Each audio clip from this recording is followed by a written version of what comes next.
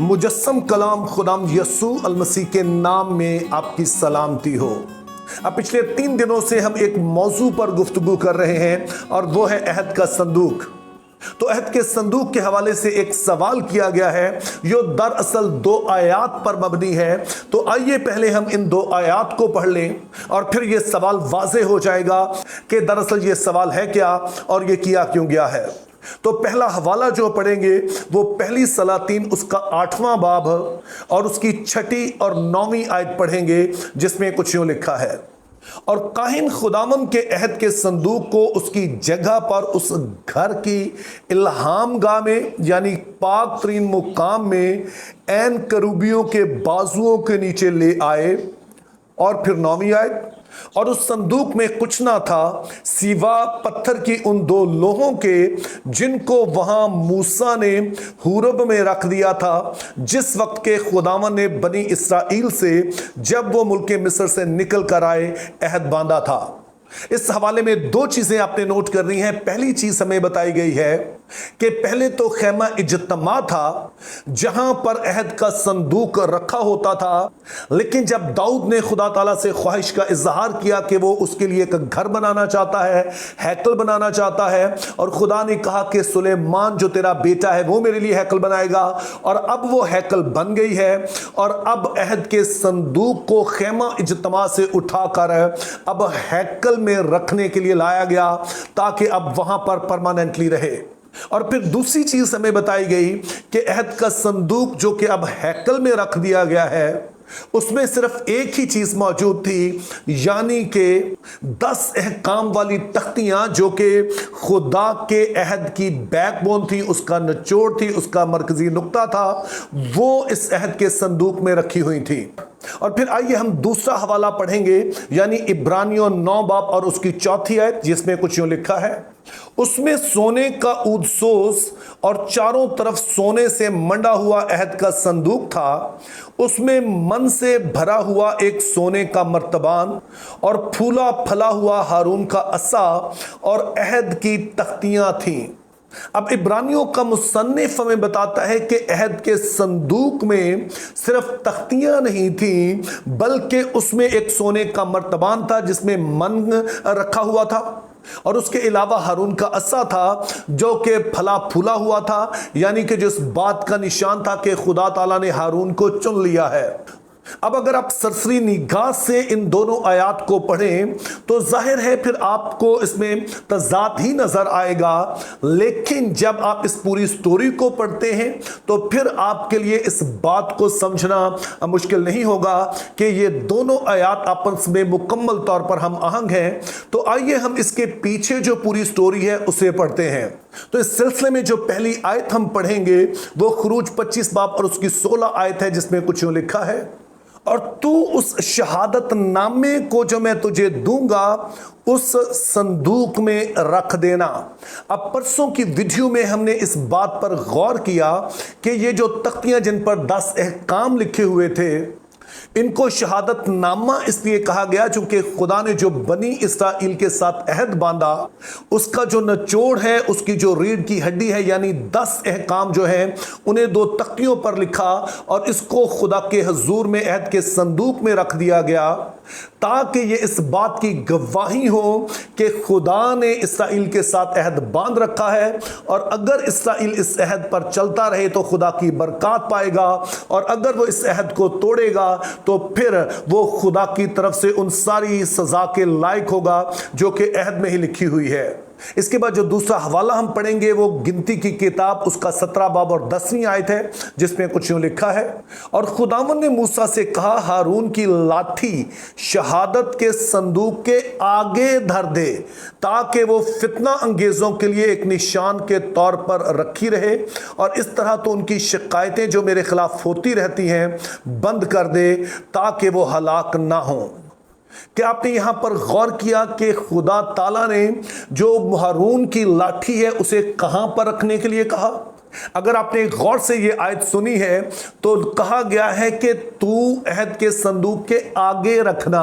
हमने देखा कि शहादतनामा यानी वो तख्तियां तो अहद के संदूक के अंदर रखने के लिए कहा गया, लेकिन ये जो हारून की लाठी है जिसमें अब बादाम के फूल निकल आए हैं, इससे कहा गया कि इसे तुमने अहद के संदूक के आगे रखना है। यानी कि ये पाक-तरीन मुकाम में तो होगी लेकिन ये अहद के संदूक के अंदर नहीं होगी। इसके बाद हम एक और हवाला पढ़ेंगे, यानी खरूज 16वां बाब और उसकी 33वीं और 34वीं आयत, जिसमें कुछ यूं लिखा है, और मूसा ने हारून से कहा कि एक मर्तबान ले और एक ओमर मन उसमें भरकर उसे खुदावंद के आगे रख दे ताकि वो तुम्हारी नस्ल के लिए रखा रहे। और जैसा खुदावंद ने मूसा को हुक्म दिया था उसी के मुताबिक हारून ने उसे शहादत के संदूक के आगे रख दिया ताकि वो रखा रहे। क्या आपने फिर से इस आयत को गौर से सुना? यहां अगेन कहा गया कि वो मर्तबान जिसमें मन डाला गया था उसे अहद के संदूक के अंदर रखने के लिए नहीं कहा गया बल्कि अहद के संदूक के आगे रखने के लिए कहा गया। और हम देखते हैं कि हारून ऐसा ही करता है। अब इन सारी आयात से एक बात तो वाज़ेह होगी कि अहद के संदूक का जो बुनियादी मकसद था वो सिर्फ उन तख्तियों को महफूज करना था जो खुदा ने अपने हाथ से लिखकर मूसा के हवाले की थी। और दूसरी चीज हम नोट करते हैं कि पाक-तरीन मुकाम में जहां पर अहद का संदूक रखा था जिसमें तख्तियां थी, उसके सामने ही हारून का फला फुला असा और मन से भरा हुआ मर्तबान जो है रखे हुए थे। अब जो तीसरी बात हमने याद रखनी है वो ये है कि बनी इसराइल 40 साल तक बियाबान में घूमते रहे और वो एक जगह पर पड़ाव करते, फिर दूसरी जगह पर, तीसरी जगह पर, और इसी तरह उन्होंने बहुत सारी जगहों पर पड़ाव किया। इसका मतलब यह है कि बनी इसराइल किसी जगह थोड़ी देर रहते और वहीं पर वो खैमा इज्तमा लगा लेते, लेकिन जब रुखसत होते तो खैमा इज्तमा वहां से उखाड़ते, वहां से तमाम सामान को पैक करते और फिर वहां से वो दूसरी जगह की तरफ रवाना हो जाते। अब जिन काहिनों की ये जिम्मेदारी थी वो क्या करते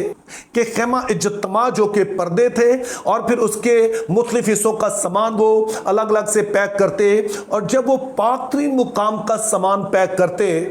तो वो हारून का फला फुला जो असा है और जो मन से भरा हुआ मर्तबान है उसको भी वो अहद के संदूक के अंदर ही रख देते ताकि सभी चीजों को मूव करना आसान हो।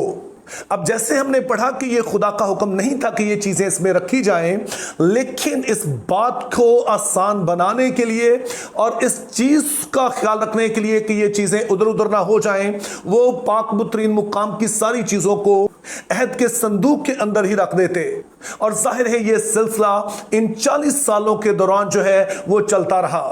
तो इस तरह से हम देखते हैं कि इब्रानियों का मुसन्निफ जो बात कर रहा है वो खैमा इज्तिमा के उस वक्त की बात कर रहा है जब वो बियाबान में सफर कर रहे हैं। और आप जरा खुद से इब्रानियों 9 बाब निकालिए और उसकी पहली आयत से पढ़ेंगे तो वहां पर वो हैकल का जिक्र नहीं कर रहा जो बाद में खैमा इज्तिमा की जगह पर बनी, बल्कि यहां पर वो खैमे का ही जिक्र कर रहा है। लेकिन उसके बाद हम देखते हैं कि बनी इसराइल जब अपने बियाबानी सफर को मुकम्मल कर लेते हैं, मुल्क मौदा में दाखिल हो जाते हैं, फिर जब दाऊद का जमाना आता है और वो हैकल बनाने की बात करता है तो खुदा ताला कहते हैं कि तेरा बेटा सुलेमान हैकल बनाएगा। और जो फिर हमने पहली सलातीन में हवाला देखा ये इसी वाक़े का है कि जब हैकल बन गई है यानी कि एक परमानेंट बिल्डिंग बन गई है जहां से अब खैमा इज्तिमा को बार बार उखाड़ा नहीं जाना है, तो अब वो ला कर यहां पर अहद का संदूक रखते हैं और अब जरूरत नहीं है कि इसमें असा या मन से भरा हुआ मर्तबान रखा जाए, क्योंकि खुदा का जो ओरिजिनल हुक्म है, जो असल हुक्म है कि इसमें सिर्फ अहद की तख्तियां ही होनी चाहिए। तो इसीलिए जब सुलेमान के जमाने में काहिन अहद का संदूक पाक-तरीन मुकाम में ला कर रखते हैं तो इसमें सिर्फ ये तख्तियां ही रखी हुई हैं और जो फला फुला असा है और मर्तबान है, उसका यहां पर हमें नहीं बताया गया कि इस वक्त वो कहां पर है। शायद वो भी हो और उसे इसके सामने रख दिया गया हो, या कहां पर है, बाइबल इस बारे में खामोश है। लेकिन इन दो आयतों में जो फर्क आपको नजर आता है वो इस वजह से है कि ये दो मुख्तलिफ वक्त की बातें कर रहे हैं। इब्रानियों का मुसन्निफ उस सारे बियाबानी सफर की बात करता है कि जिसमें खेमे को लगाया जाता, उखाड़ा जाता और पाक तरीन मुकाम की जो चीजें हैं उन सभी को अहद के संदूक में रख दिया गया ताकि किसी तरह से ये चीजें इधर उधर ना हो जाएं। लेकिन जो सलातीन की किताब है वो उसका जो परमानेंट स्टे है अहद के संदूक का, जो कि हैकल में है, वहां पर वो जिक्र करता है कि उसमें सिर्फ तख्तियां ही थी, चूंकि खुदावन ने जो हुक्म दिया था वो सिर्फ तख्तियां रखने का ही हुक्म दिया था। तो इसलिए मैं आप लोगों पर जोर दूंगा कि जब आप बाइबल मुकद्दस पढ़ते हैं तो इसे पीसेस में मत पढ़िए। बाइबल मुकद्दस एक पूरी स्टोरी है, और जब आप इस पूरी स्टोरी को पढ़ते हैं, इस खुदा की सच्ची कहानी को पढ़ते हैं, तो फिर कई तरह की जो कंफ्यूजन्स हैं वो वैसे ही दूर हो जाती हैं। तो मेरी दुआ है कि खुदा हमें फजल दे कि हम खुदा के कलाम को बड़ी गहराई से पढ़ें और इस एहसास के साथ पढ़ें कि अगरचे बाइबल मुकद्दस सदियों में लिखवाई गई, लेकिन इसके वाक़यात आपस में मुकम्मल तौर पर हम आहंग हैं, और यही इसकी सच्चाई का सबूत है। Think biblically, live purposefully, have a very good day.